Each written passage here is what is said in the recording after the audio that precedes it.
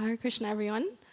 Thank you for coming. We'll have a short discussion today on the Kṛṣṇa book. How many of you, is it first time to evening class at the temple?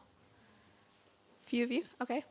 So usually it's a Bhagavad Gita class, but this month is the month of Kartik, a very special month. So we're reading from the Kṛṣṇa book, which is a summary of the 10th canto of Srimad Bhagavatam, which describes the activities of Lord Kṛṣṇa. So we'll be reading a particular chapter today.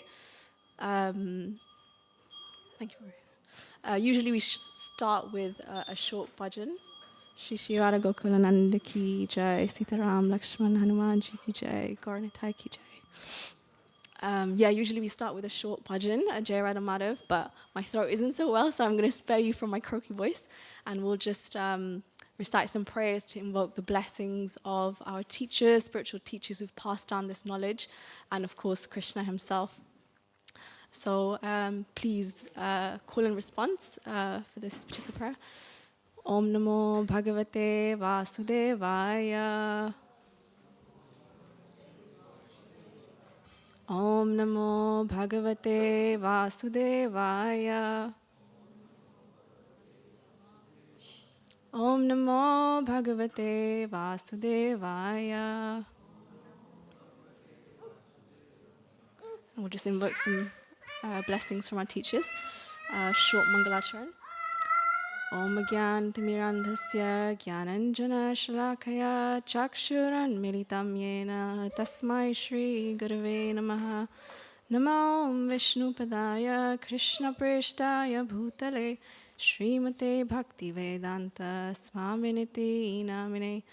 Namaste Saraswati Deve Gauravani Pracharine Nirvishesha Shunyavadi Paschatya Deshatarine. Jai Shri Krishna Chaitanya Prabhu Nityananda Shri Advaita Gadadhar Shri Vasadi Gaura Bhakta Vṛnda. Hare Krishna Krishna Krishna Hare Hare Hare Rama Rama Rama Hare Hare.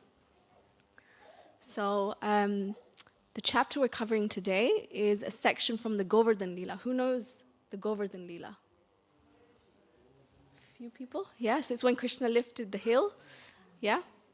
So there's actually, I think, 4 chapters on this Leela, and we're covering the second chapter today. But let's recap what happened in the previous chapter, and then we'll read this chapter. So chapter 24, which was discussed in yesterday's class, I think.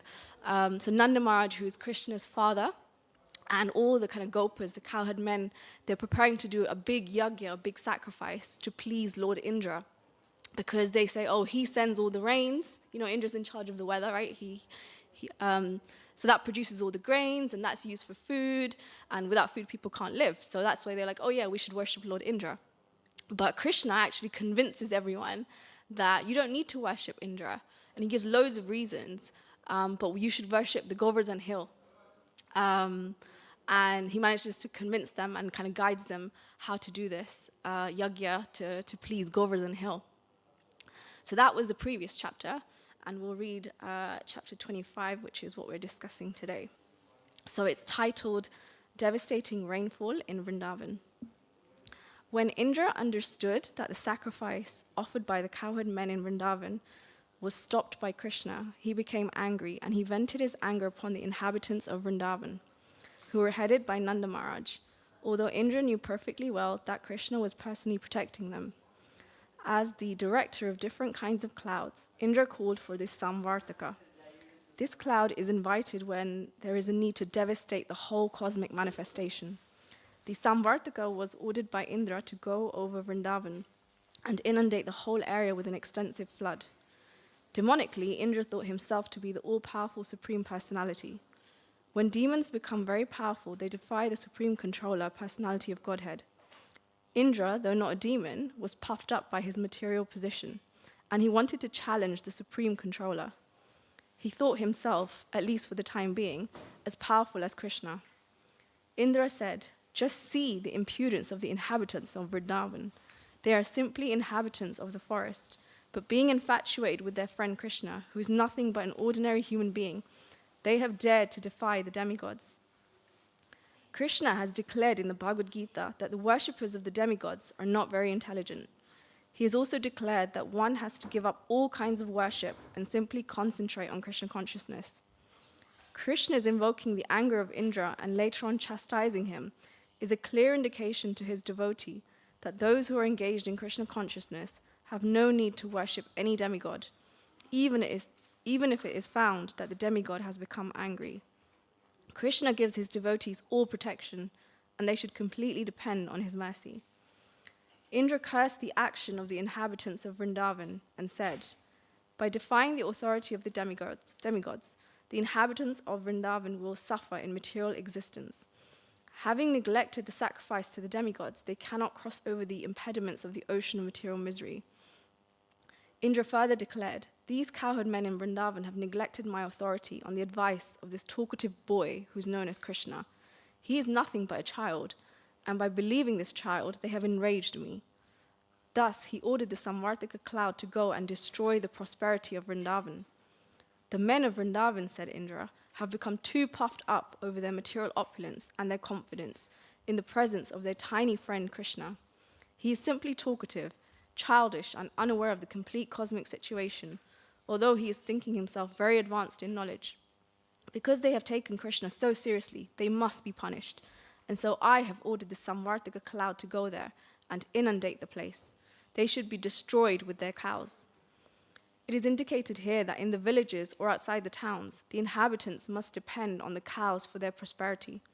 When the cows are destroyed, the people are destitute of all kinds of opulences. When King Indra ordered the Samvartika and companion clouds to go to Vṛndāvana, the clouds were afraid of the assignment. But King Indra assured them, "You go ahead, and I will also go, riding on my elephant, accompanied by great storms, and I shall apply all my strength to punish the inhabitants of Vṛndāvana." Ordered by King Indra, all the dangerous clouds appeared above Vṛndāvana and began to pour water incessantly. With all their strength and power, there was constant lightning and thunder, blowing a severe wind and incessant falling of rain. The rainfall seemed to fall like piercing sharp arrows. By pouring water as thick as pillars without cessation, the clouds gradually filled all the lands in Vṛndāvana with water, and there was no visible distinction between higher and lower land. The situation was very dangerous, especially for the animals. The rainfall was accompanied by great winds, and every living creature in Vṛndāvana began to tremble from the severe cold. Unable to find any other source of deliverance, they all approached Govinda to take shelter at his lotus feet. The cows, especially being much aggrieved from the heavy rain, bowed down their heads, and taking their calves underneath their bodies, they approached the Supreme Personality of Godhead to take shelter of his lotus feet. At that time, all the inhabitants of Vṛndāvana began to pray to Lord Kṛṣṇa. "Dear Kṛṣṇa," they prayed, "you are all-powerful and you are very affectionate to your devotees. Now please protect us who have been very much harassed by angry Indra." Upon hearing their prayer, Kṛṣṇa could also understand that Indra, being bereft of his sacrificial honor, was pouring down rain that was accompanied by heavy pieces of ice and strong winds, although all this was out of season. Kṛṣṇa understood that this was a deliberate exhibition of anger by Indra. He therefore concluded, "This demigod who thinks himself supreme has shown his great power, but I shall answer him according to my position, and I shall teach him that he is not autonomous in managing universal affairs. I am the supreme lord over all, and I shall thus take away his false prestige, which has risen from his power. The demigods are my devotees, and therefore it is not possible for them to forget my supremacy, but somehow or other he has become puffed up with material power, and thus is now maddened.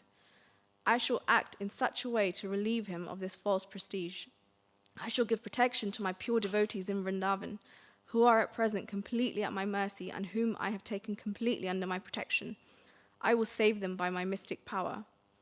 Thinking in this way, Lord Kṛṣṇa immediately picked up Govardhan Hill with one hand, exactly as a child picks up a mushroom from the ground.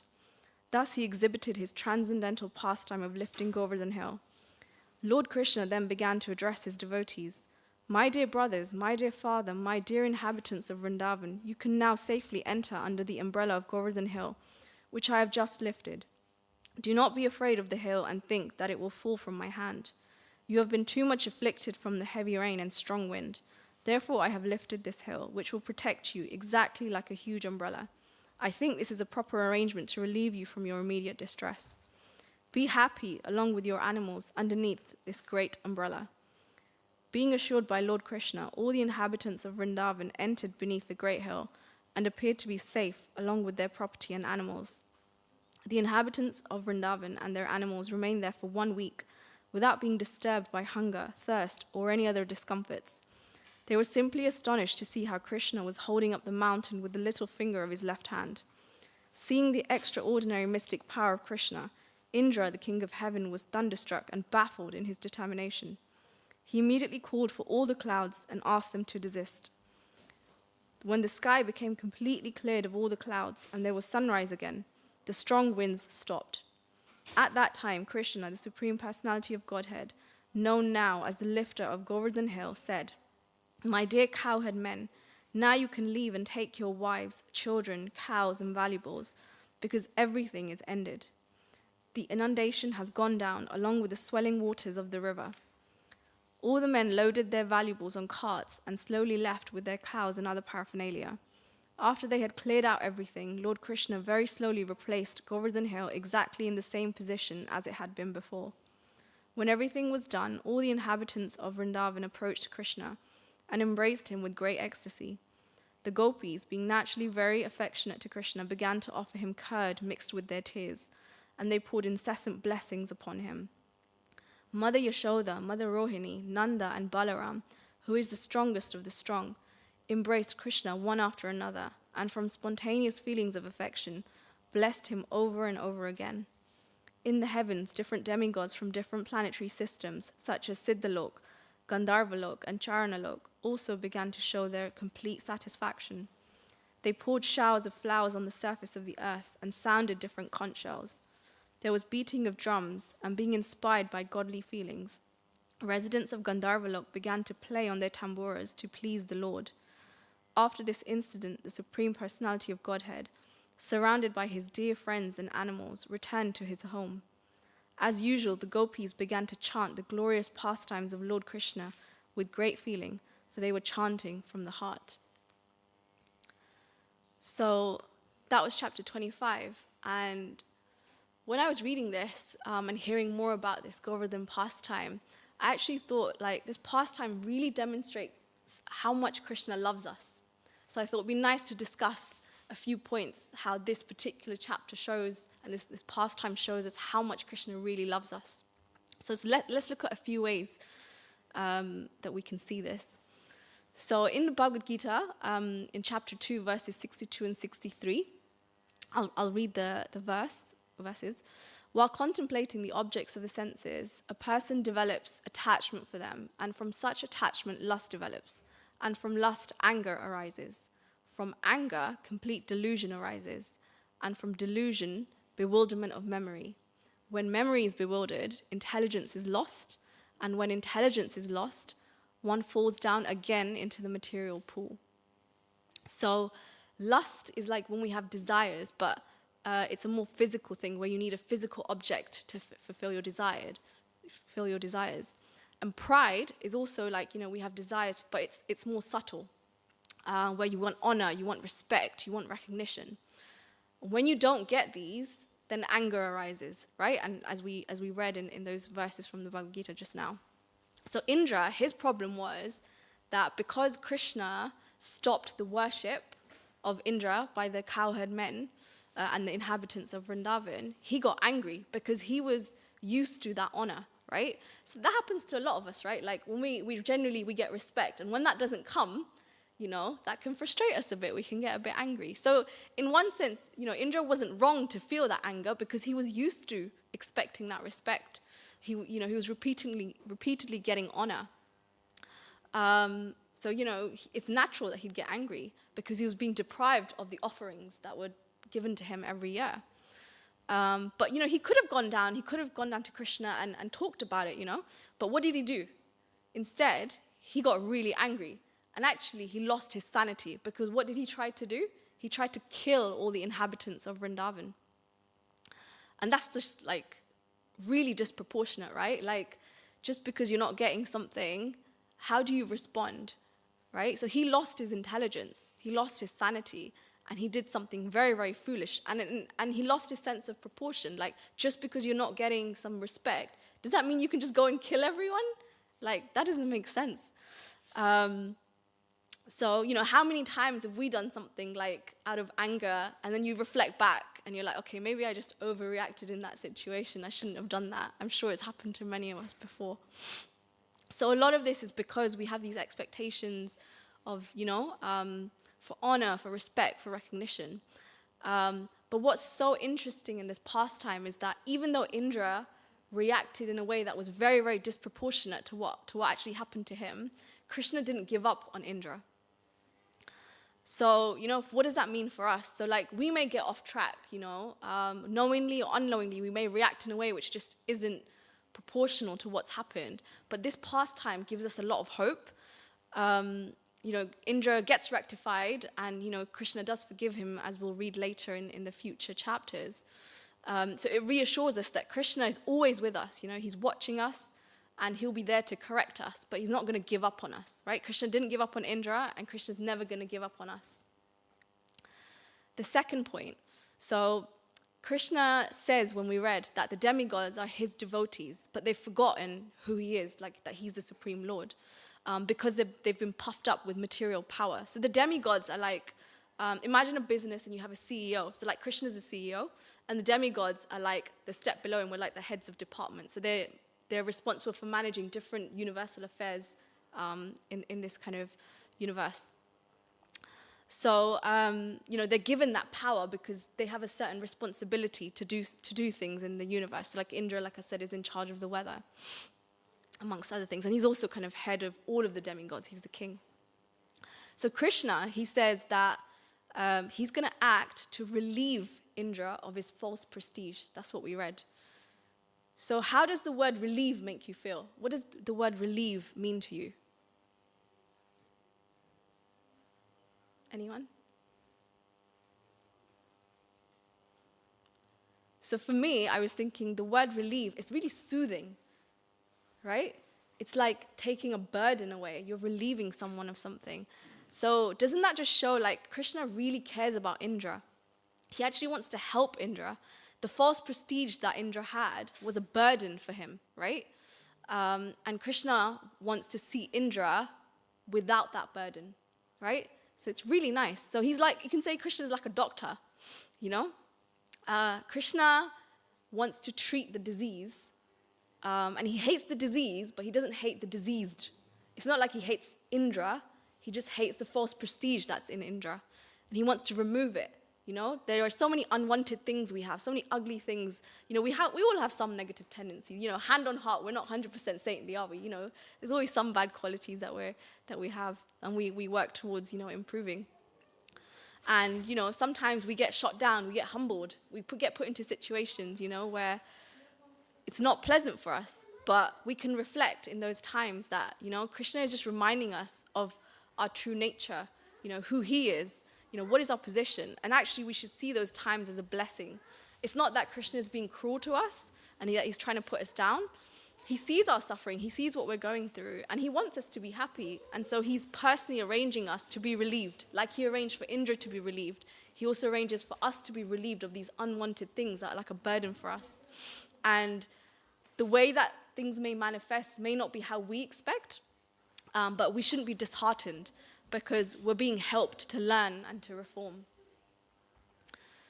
So the third point is that Kṛṣṇa puts us in provoking situations to help us. So when we see someone react in a provoking situation, sometimes we can just think this person is just like this, just because they reacted in a certain way in that particular situation. But actually, that's not really them fully, right? It's just one part of them. So in this pastime, we assume that, Indra is just very envious and he's puffed up. But actually, that's only a small part of Indra's personality and his life. And there's many others that we don't know. So how many of you watch sports, for example? Anyone into sports? Yeah? What kind of sports? Cricket? Yeah? What about you? Football, cricket? Yeah. So, in football and cricket, if you miss the match, what do? You watch the highlights, right? So, and what is the highlights? It's the key information, like the key things that happened in the whole match, right? But it's not the whole thing. The highlights are there to show us, just in summary, what happened, the main things, right? So the Srimad Bhagavatam is like that. It's like the highlights of all the different pastimes of Krishna. So in the Bhagavatam, only Indra's mistakes are pointed out in this particular pastime. And the reason for it is that we can learn from them, right? But Indra's life, there's so many other beautiful aspects, good qualities he has, because otherwise Krishna wouldn't have made him the king of the demigods and in charge of like a lot of important things, right? So it's not that Krishna wants to take away Indra's service and remove him from his position as the king of the demigods. He just wants to change his disposition. So, we may have lots of anarthas in our hearts, some unwanted things, negative tendencies that we're not aware of. But if Krishna is very kind to us, he'll put us into some situation to make us aware of it. What's lying deep inside of our hearts. And so we get put into situations to help discover ourselves, our true selves. And in these provoking situations, how do we react? Sometimes we don't even know ourselves because a lot of the time we're putting on a mask, to show other people things. And we might actually just, in that process, forget who we really are. But in provoking situations, our real side comes out, when we react. And everyone has, like I said, some negative tendencies, some negative qualities, and they come out in these provoking situations. And so in this particular Leela, Krishna was really kind to Indra because he made him aware that, you are proud of your position. And so somehow or other, Krishna will also put us into situations to make us aware of our negative tendencies. In life, we all go through challenges, right? Like, who can say, life is just absolutely amazing, have no problems? We all have some challenges, we all have some problems. And actually, if we didn't have these challenges and provoking situations, we wouldn't realize that actually things are not okay. We just think things are fine, we just go along. But actually there are problems, there are challenges and things we need to work on. And if we didn't get put into those situations, we wouldn't be aware and then be able to work on them. So Krishna is very kind that he actually puts us into these challenging situations so we can reflect when we go through challenges, like, what is it that we need to learn from this? And see it as a blessing, as mercy from Kṛṣṇa. And the final point is that just as in this pastime, the inhabitants of Vṛndāvana, they took shelter of Kṛṣṇa, right? So we should also take shelter of Kṛṣṇa in any situation, in every situation. And why is that? He says himself in this chapter, he's the most powerful, right? He's higher than Indra. Kṛṣṇa is the source of everything. So to the degree that we actually depend on him and take shelter of him, to that degree, the Lord will provide protection. So we read actually that the inhabitants of Vṛndāvana, they fully took shelter of Kṛṣṇa. And Kṛṣṇa says that they are fully dependent on me, so I have to give them protection, full protection.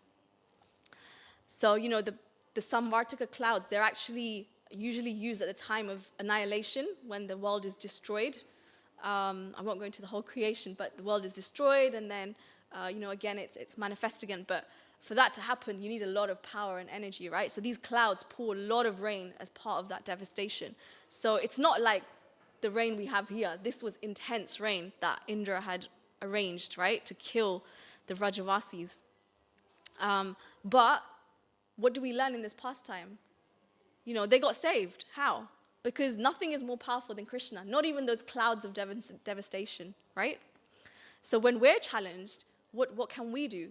We can take shelter of Kṛṣṇa because we can understand that actually nothing is more powerful than Kṛṣṇa. Our challenges are not more powerful than Kṛṣṇa.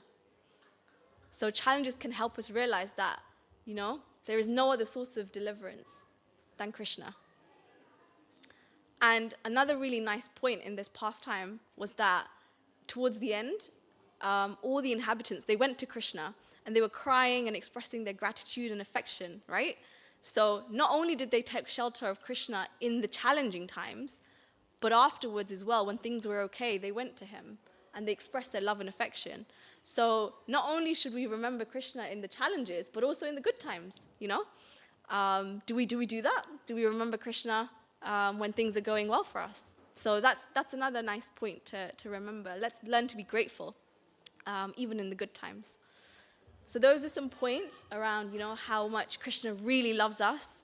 And actually, that's why Shastra is so powerful. These scriptures are so powerful because the way we see the world is actually a mirror of our own state of mind. But Shastra is objective. And so by hearing about these different stories, we can learn from them and we can get clarity. And so it's really important that we try to regularly connect with scripture, daily if possible. Some of you may know that in the month of December, we have a book marathon. So every single ISKCON center and temple in the world makes a really concerted effort to try and distribute these books because knowledge and wisdom is really, really powerful. You know, it can transform lives, and it's really needed in society nowadays when the world is just so tough. So my humble plea is, please take advantage of this wisdom, these books that we've been given, because they can really, really transform our lives. So yeah, you can begin your transformation journey, and you can see how Krishna is present in your life personally, and you can see how much he actually loves you. So thank you very much for coming to today's class. We discussed chapter 25 from the Krishna book, which was around the Govardhan Leela. So thank you very much. Hare Krishna. Darshan will open at 7, and candle offerings will also resume. So if you haven't yet, please do stay for that. Hare Krishna.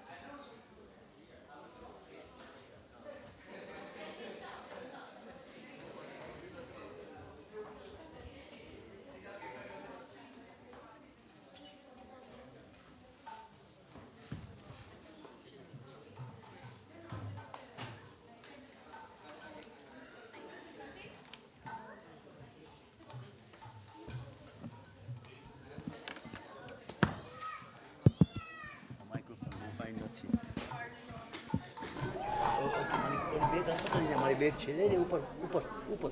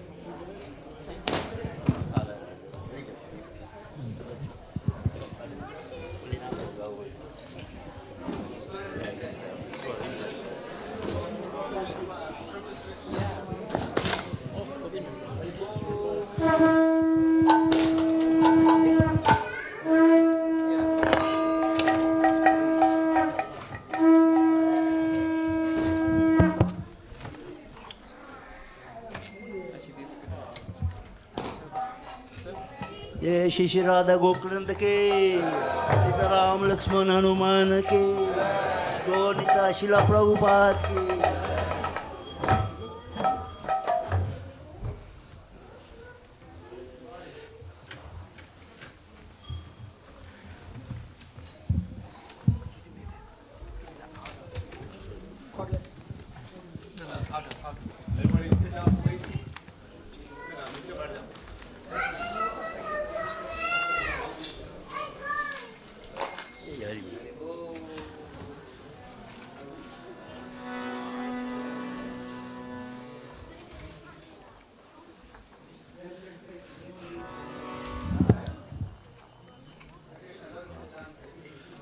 NaMo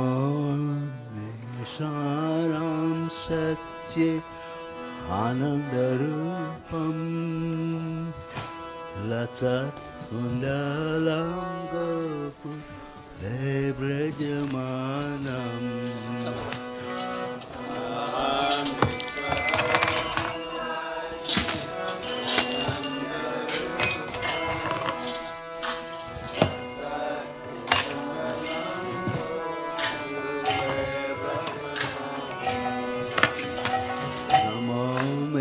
Swaram Satchi Anandarupam Asat Kundalam Debrajamanam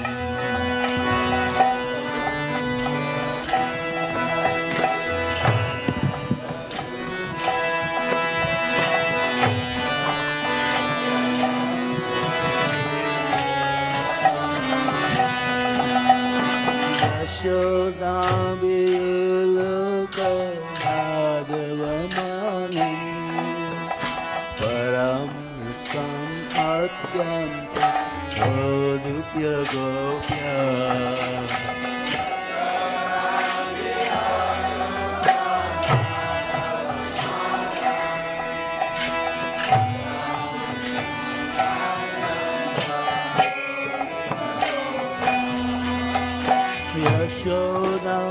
Yashodabiyuluka Madhavamanam Param Samatyanta Aditya Gopya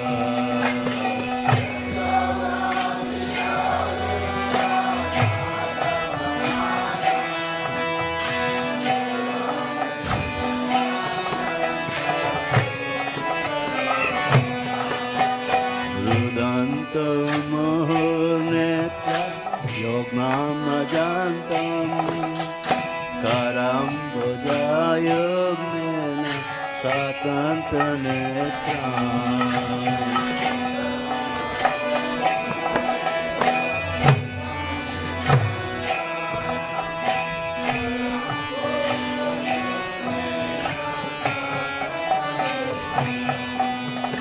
Vṛndāvana Mohonekta Yognamajantam Karam Bhajayogmena Satantanetram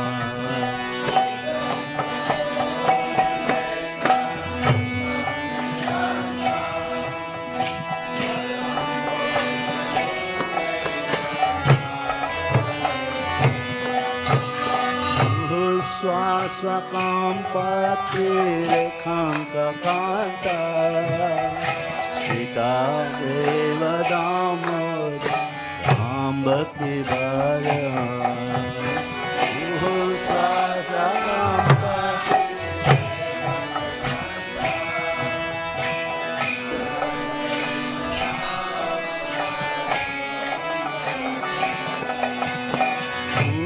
Swaswakam Patirekhanta Kanta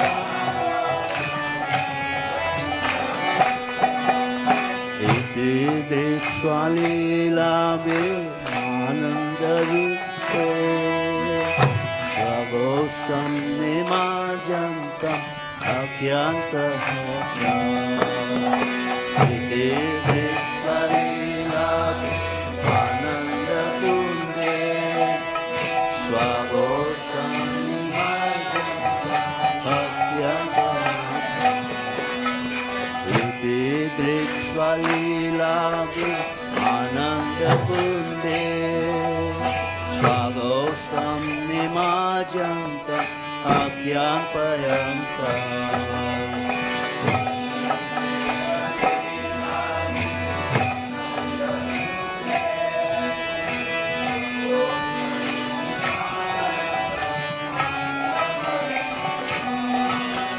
Tadiye Sita Vretut Tadiye Satam Puna Prema Tat Rastam Sata Vriti Vande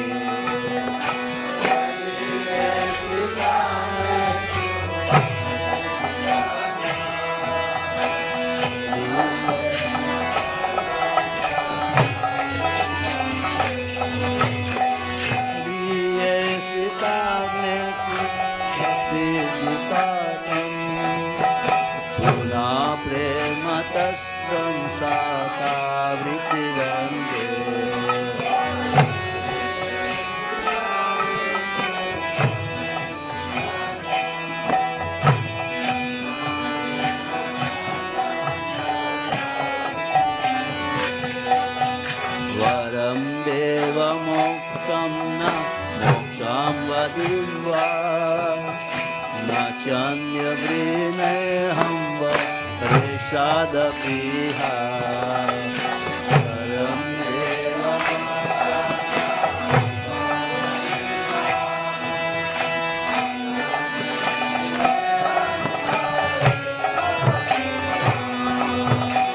idam teva purnata gopal balam sada me manasyagu rasam kimam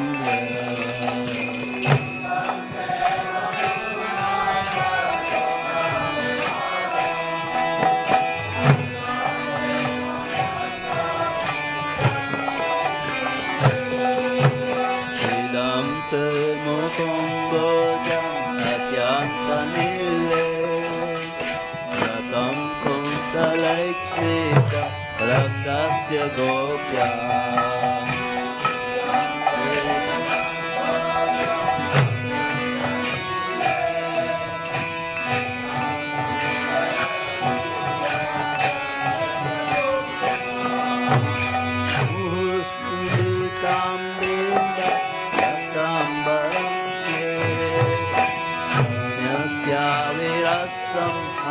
alam laklaki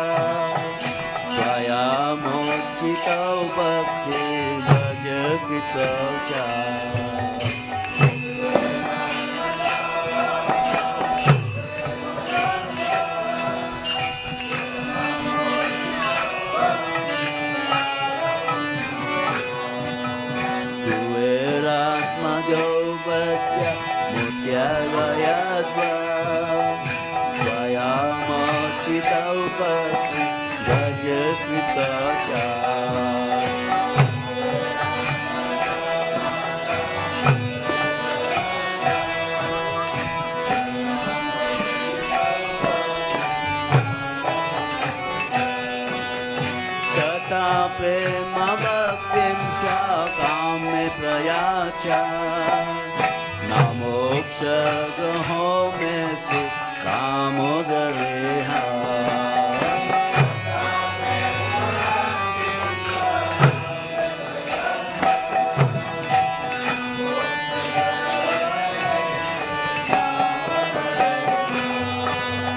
tata prema bhaktin kame prayaca namoksha gaho metu kamodareha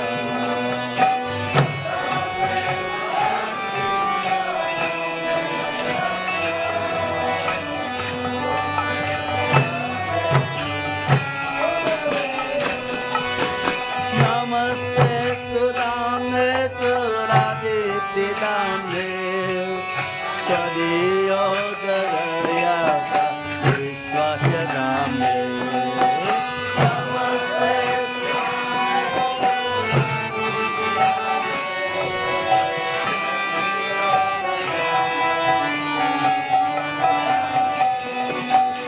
Namaste Sudhamne Turadipti Dhamme Kadiyo Darayaka Vishwasya Dhamme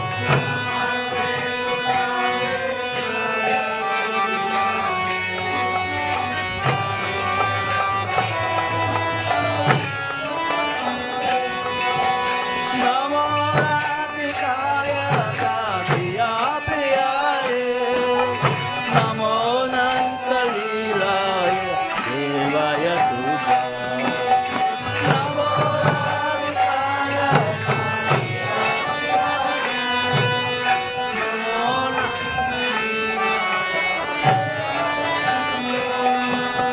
Namo Radhikaya Kadiya Priyaye Namo Nantalilaye Devaya Tuja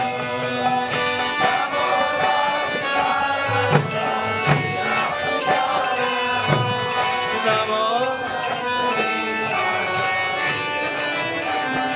Namo Radhikaya Kadiya Priyaye Namo Nantalilaye Devaya Tuja Namo Radhikaya Kadiya Priyaye Namo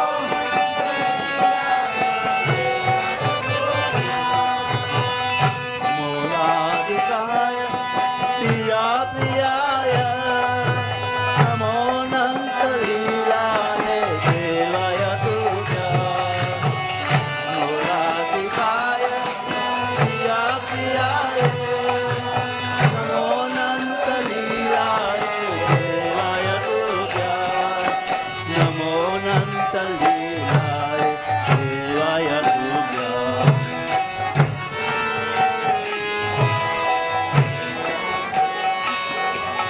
Namo Nantalilaye Devaya Tuja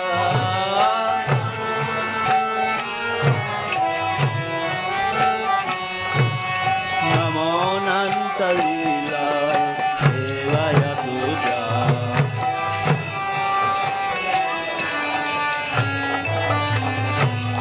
Hare Krishna Hare Krishna Krishna Krishna Hare Hare Hare Rama Hare Rama Rama Rama Hare Hare Hare Krishna Hare Krishna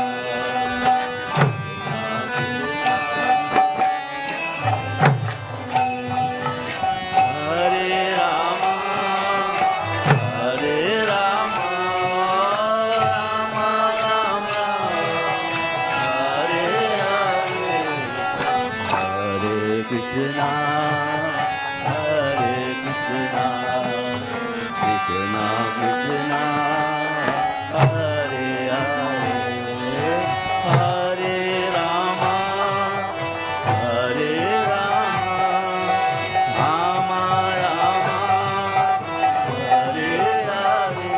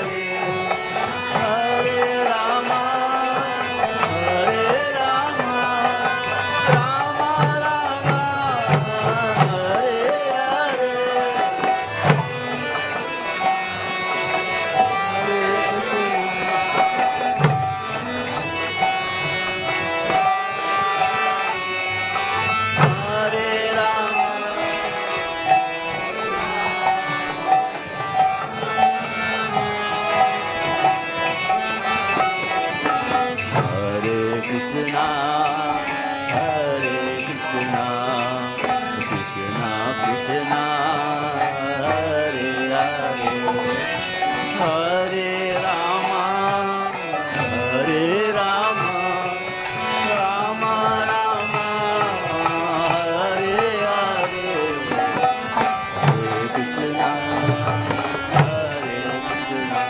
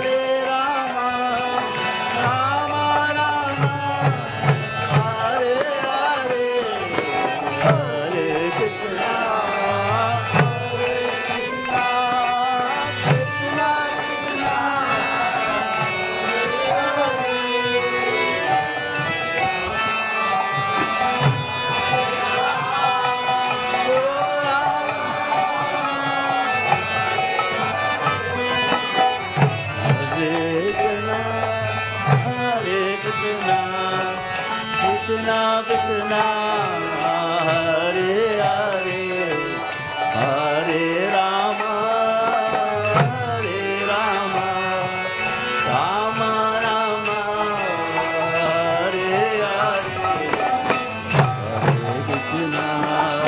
Hare Krishna, Krishna Krishna, Hare Hare, Hare Rama, Hare Rama,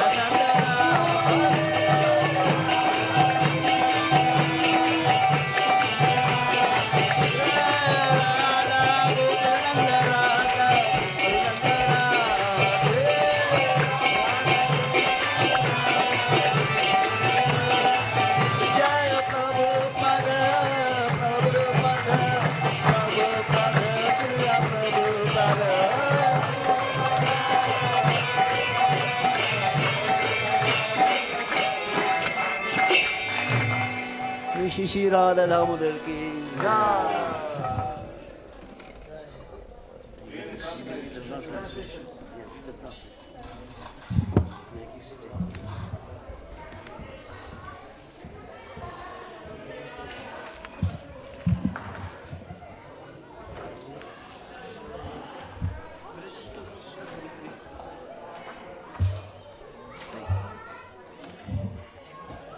This one. The next one. The Supreme Lord वाला निकालो ना वहाँ से. अरे ये Supreme Controller है. Yeah. Hare Krishna. Translations. To the Supreme Lord, whose form is the embodiment of eternal existence, knowledge and bliss, whose sark-shaped earrings are swinging to and fro, who is brilliantly beautiful shining in the divine realm of Gokula, who, due to the offense of breaking the pot of yogurt that his mother was churning into butter, and then stealing the butter that was kept hanging from a swing, is quickly running from the wooden grinding mortar in fear of Mother Yasoda, but who has been caught from behind by her, who ran after him with greatest speed.